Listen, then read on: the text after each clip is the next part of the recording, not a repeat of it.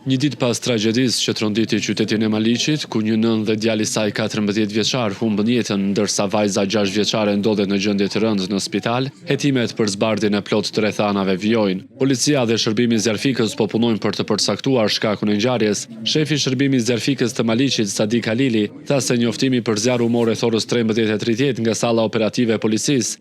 Zjarr nuk ka pasur brenda në banesë. Ne kemi gjetur të dy fëmijët, edhe djalin edhe vajzën i kemi gjetur për jashta. Djali ka qenë i pavetëdijshëm, kurse vajza ka qenë e vetëdijshme.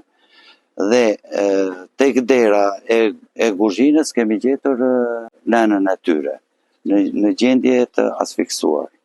Për momentin kemi dy versione.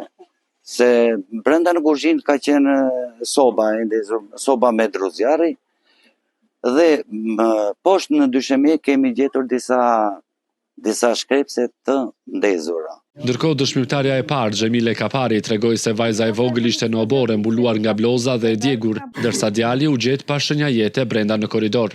Ta hap derën, nuk kur shikoj atje se kishte futur në kazan me të zgjedhë kishte dalë. Kur i ram derës me këmbë, e hapëm derën, djalë ka qeshtrirë kështu barkas, këmbë dhe krah hapu kështu. Vajza 6 vjeçare e familjes ndodhet në gjendje kritike në qendrën spitalore universitare Nën Tereza në Tiranë.